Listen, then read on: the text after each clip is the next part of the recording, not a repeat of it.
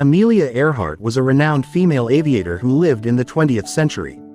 She is known for her solo journey across the Atlantic Ocean, an achievement that solidified her name in aviation history.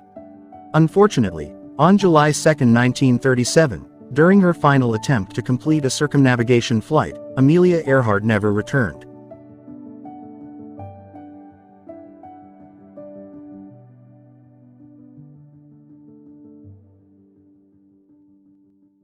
Amelia Earhart was born on July 24, 1897, in the city of Atchison, Kansas, United States.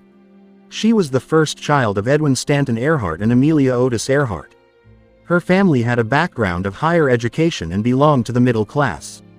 Her father, Edwin, was a successful lawyer and politician.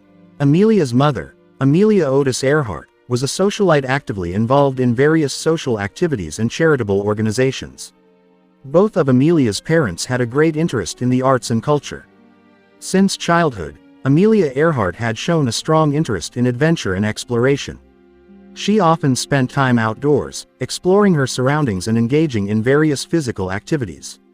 Her initial interest in aviation emerged when she visited an air show in St. Louis in 1904. With the help of her uncle, she built a makeshift sled after seeing a roller coaster during her visit and secured it to the family's tool shed roof. Amelia's first flight ended dramatically. She emerged from the damaged wooden box she used as a sled with torn clothes and a sense of excitement, exclaiming, "Oh, Pidge, it feels just like flying."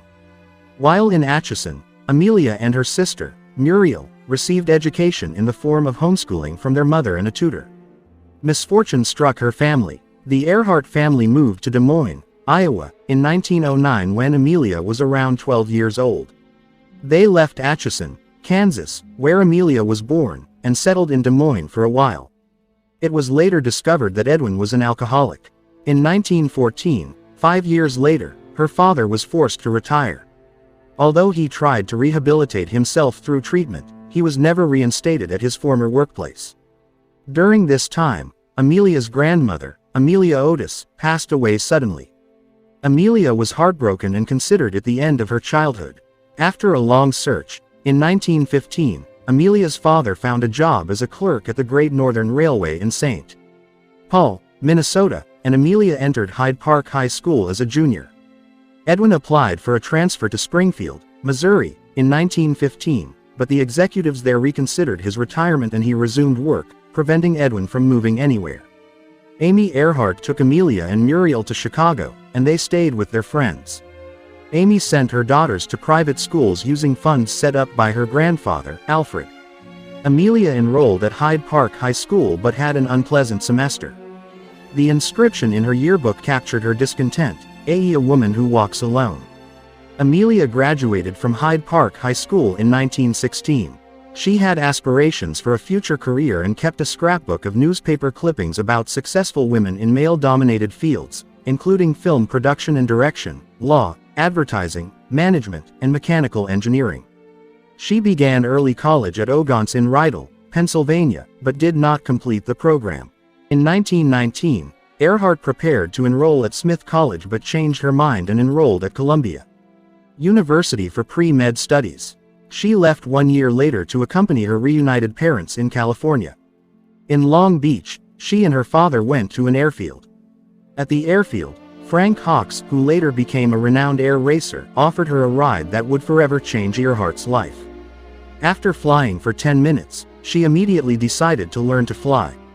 She worked as a photographer, truck driver, and at a local telephone company to raise $1,000 for her flying lessons. Earhart had her first flying lesson on January 3, 1921, at the Kinner Airfield near Long Beach. However, to reach the airfield, Amelia had to take a bus to the end of the line and then walk 4 miles. Her instructor was Anita Snook, a pioneering female aviator who used a Curtiss JN-4 Canuck for training. 6 months later, Earhart purchased a yellow Kinner Airster biplane, which she named Canary. On October 22, 1922, she flew it to an altitude of 14,000 feet, setting a world record for women. On May 15, 1923, Earhart became the 16th woman to obtain a pilot's license, number 6017, from the Fédération Aéronautique Internationale (FAI). Amelia Earhart's early flying career began after she obtained her pilot's license in 1921.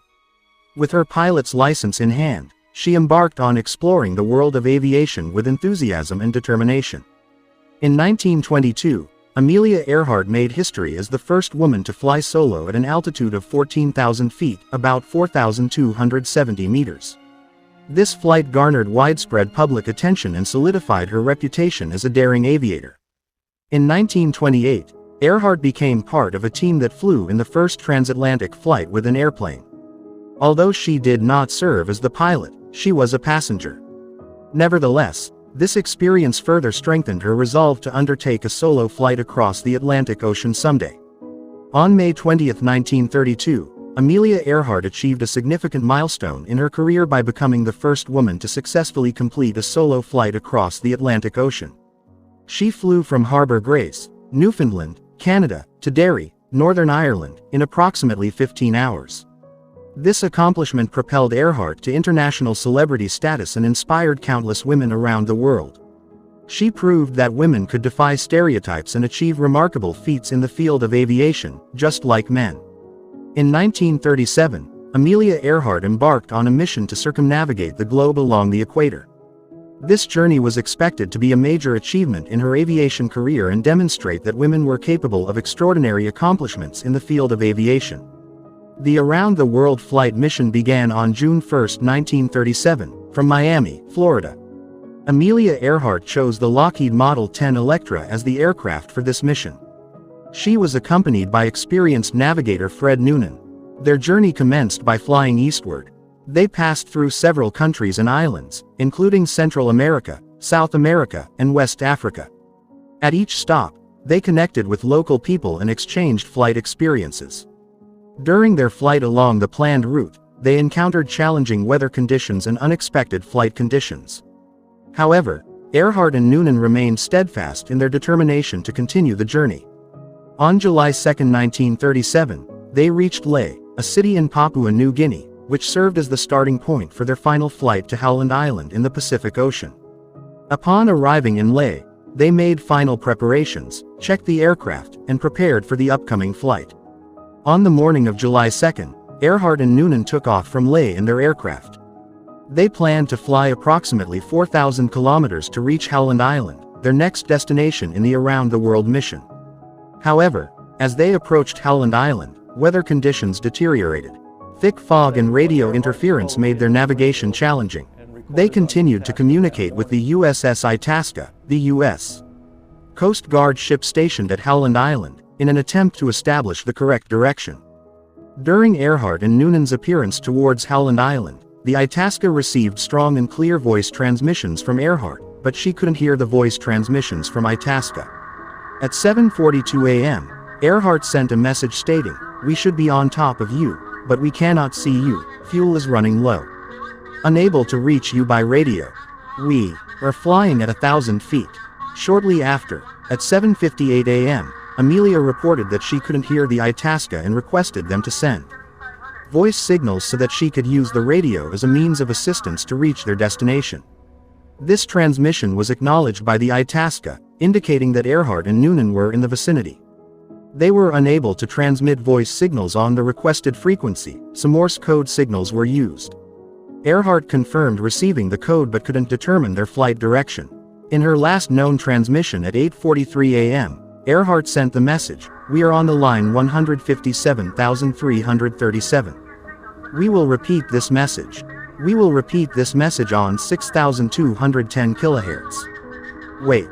However, some time later, she returned on the same frequency, 3,105 kHz, with a questionable transmission, stating, "We are running north and south."